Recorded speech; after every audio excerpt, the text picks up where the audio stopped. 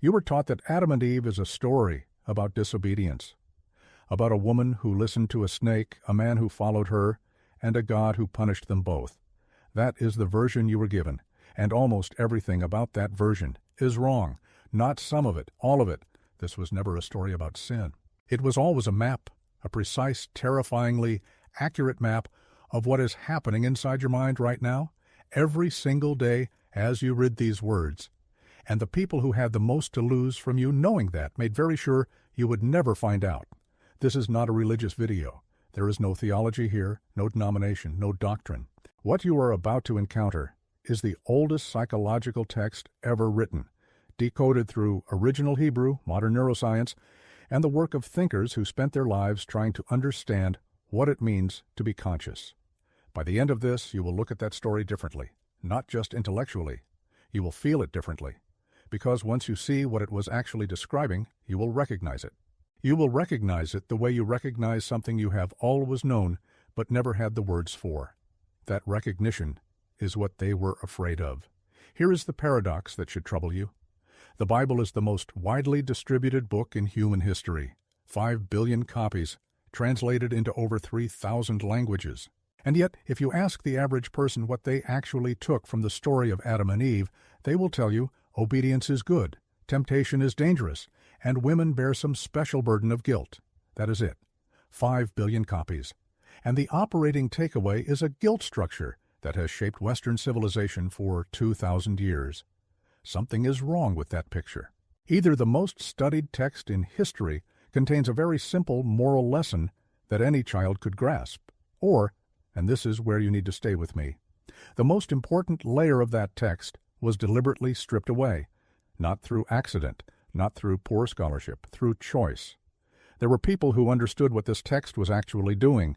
Origen of Alexandria, one of the earliest and most brilliant Christian thinkers, wrote explicitly in the 3rd century that the story of Eden could not be taken literally. He said, directly, that anyone who reads the Garden of Eden as a physical event has missed the entire point. He was subsequently declared a heretic. His work was condemned at the Second Council of Constantinople in 553 AD under Emperor Justinian, who had very specific political reasons for needing a Christianity built on fear of punishment rather than the pursuit of inner transformation. Origen's writings were burned, his influence was systematically erased, and the interpretation that replaced his, the literal reading, the sin narrative, the guilt framework, became the only version most people would ever encounter. This was not a theological debate. This was a power calculation. A population that understands the story of Eden as a map of their own inner life is a population that looks inward for transformation. A population that reads it as a story of sin and punishment is a population that needs an institution to mediate their relationship with God. One of those populations is easier to manage, and the institution that needed to manage them made very sure the other reading disappeared. Remember what I said at the beginning, that this was hidden on purpose. This is exactly what I meant. If what you are hearing right now is starting to crack something open in you, if you are already seeing these stories differently, stay with this channel. Every video goes one layer deeper, and the next layer always changes more than the last. Now, let us go into the text itself, because the original Hebrew is where everything changes. The word that begins the entire creation story is Bereshit. You have heard it translated as in the beginning, but the root of Bereshit contains the word Rosh, which in Hebrew means head or mind. The very first word of the Bible encodes the location of everything that follows, not historical time, not physical space, the mind. This is where creation happens, inside the mind. That is not an interpretation. That is the etymology. Now watch what happens with Adam. The name Adam comes from the Hebrew Adamah, meaning ground, earth, soil. But here is what most people miss. Adam is not presented as a person. Adam is presented as a type of consciousness that has emerged from matter, biological awareness arising from the earth itself. This is not mythology. This is what Antonio Damasio spent decades of neuroscience research describing, the emergence of subjective experience from physical neural tissue. The book of Genesis encoded that understanding in a single name. Thousands of years before, brain imaging. Thousands of years before we had the language of neuroscience, they were describing the same phenomenon. Now stop, because this is where it gets interesting. God then forms a second being from Adam. The text uses the word tsela. Your Bible almost certainly translates this as rib, a rib, as if God removed a bone and built a woman from it. But tsela in Hebrew does not mean rib. Tsela means side, a lateral half, a bilateral portion. God did not take a rib from Adam, God took a side. God split Adam down the middle and separated the two halves of a single consciousness into two distinct modes of being. This is not poetry. This is neuroscience. This is Ian McGilchrist's life work, The Divided Brain, two hemispheres that process reality in fundamentally different ways, two modes of attention that were never meant to be separated, but have become increasingly so throughout the history of civilization. The story of Adam and Eve is the story of that split. The moment a unified consciousness divided into two ways of being in the world, Adam, the naming, categorizing, left hemisphere mode of mind, the part that abstracts, labels, controls, and acquires. Eve, the relational embodied right hemisphere mode, the part that feels, connects, intuits, and is present. Two sides of the same consciousness, divided. And from that division, everything that follows in human history becomes inevitable. Now here is something that should stop you completely. The Garden of Eden. Eden in Hebrew comes from the root edna, which means delight, pleasure, and presence. Eden is not a location. Eden is a state of mind. It is the neurological state of whole brain coherence, what researchers like Andrew Newberg at Thomas Jefferson University call the integrated state, where both hemispheres are in communication, where the analytical and the intuitive are not fighting but cooperating. You have been there. You have had moments, maybe in nature, maybe in silence, maybe in deep creative work or genuine love, where you felt completely present, completely yourself, without the noise of internal conflict. That is Eden. That is the state the story begins with, and the entire arc of the story is about what happens when that state is lost. Enter the serpent. The word in Hebrew is nachash, and its companion descriptor, the word that tells you what kind of creature this is Aram. Every translation you have read renders Aram as crafty or cunning, and it can mean that. But the precise meaning of Aram is something closer to shrewd, calculating, and self-serving.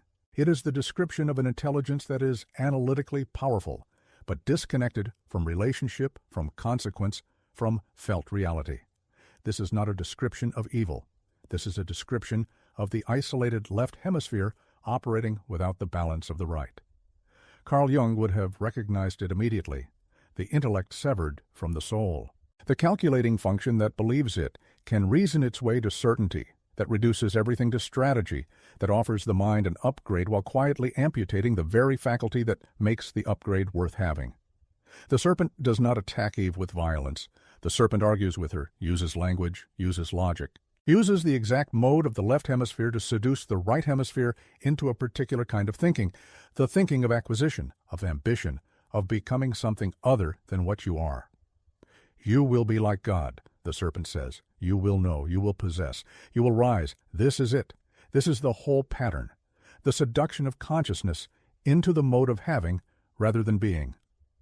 Erich Fromm spent an entire career naming this exact split. And here it is, encoded in a 3-verse exchange in Genesis, written thousands of years before Fromm was born.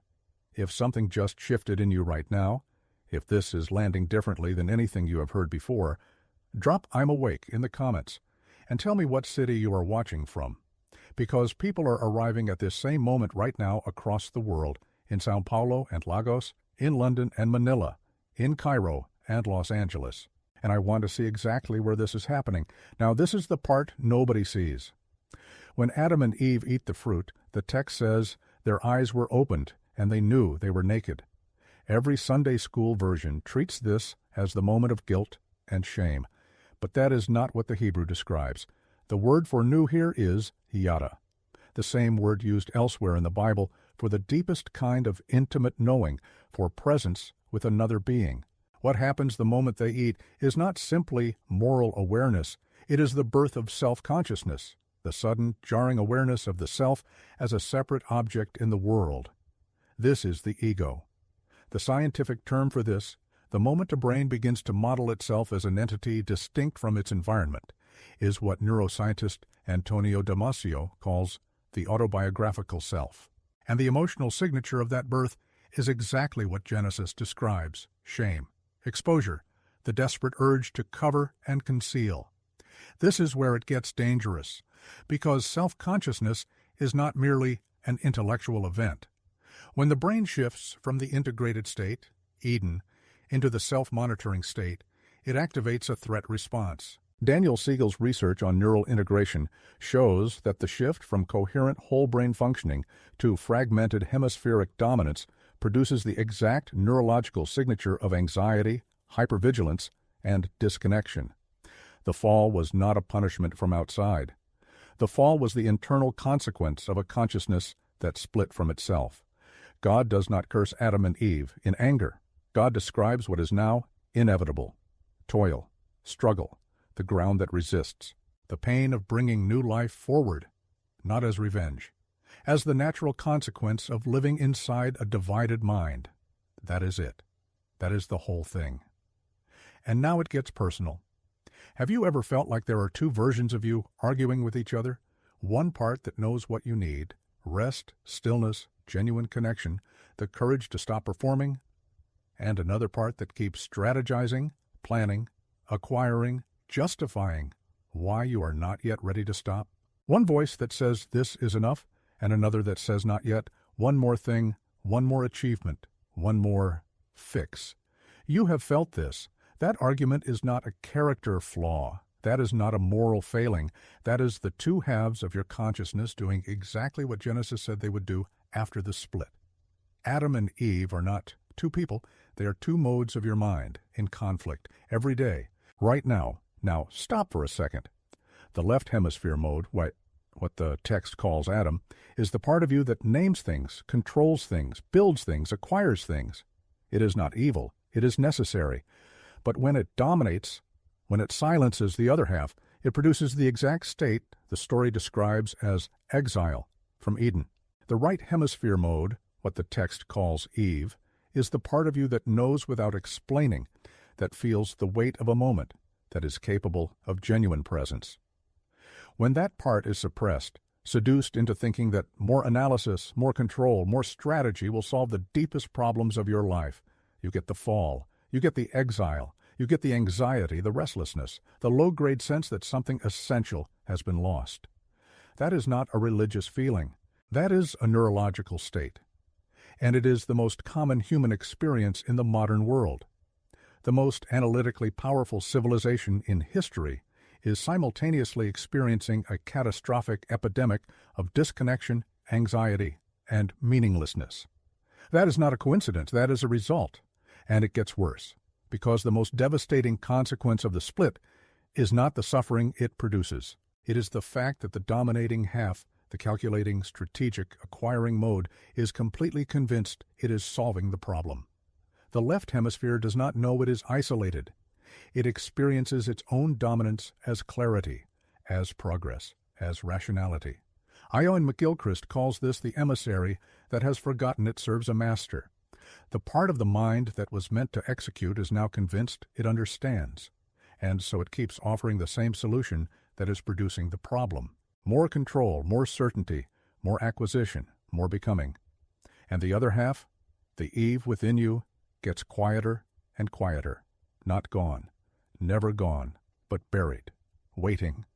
We will come back to this, and when we come back to this, it is going to make sense in a way you are not expecting. What you discovered in this video is not a new interpretation. It is the oldest interpretation, the one that existed before the councils, before the empire needed a guilt structure, before the institution required a doctrine of sin to maintain its position between you and the sacred. Origen knew it. Philo of Alexandria knew it. The authors of the Gospel of Thomas, discovered at Nag Hammadi in 1945, locked away for 16 centuries, knew it. The kingdom is inside you, those texts say, not above you, not outside you, inside. The same place Genesis was always pointing. This is what I said at the beginning. That the story of Adam and Eve was never about disobedience. It was always about the two sides of your mind, the integrated state and the divided state, the presence of Eden and the exile of self-consciousness, the cooperation of two modes of knowing and the catastrophic cost of one silencing the other. And now you see it. The exile from Eden is not something that happened once in the past. It is something that happens inside you every time the calculating, acquiring, strategic half of your mind drowns out the part that knows how to be present. Every time you trade genuine rest for the performance of productivity. Every time you silence the quiet voice that knows what you actually need in favor of the loud voice that says, not yet, not enough, not ready. That is the fall happening right now in the life you are currently living. And the return to Eden, the thing every mystical tradition, every depth psychologist, every neuroscientist studying integration has been pointing toward, is not a journey outward. It is not achievement or revelation or ascension. It is the moment the two halves of your consciousness stop fighting and begin listening to each other again. The moment Adam and Eve are reunited, not in a garden outside of you, inside the mind that the first word of the Bible said this story was always about. That brings us directly to where we go next. Because in the next video we go inside the question that haunts everything that follows in Genesis. Why did Cain kill Abel? Not a murder. This was a question about what happens inside a mind where one mode of consciousness permanently destroys the other. And that question is still being asked right now. To you, in the life you are currently living. The next chapter is already waiting, and once you see it, you don't go back.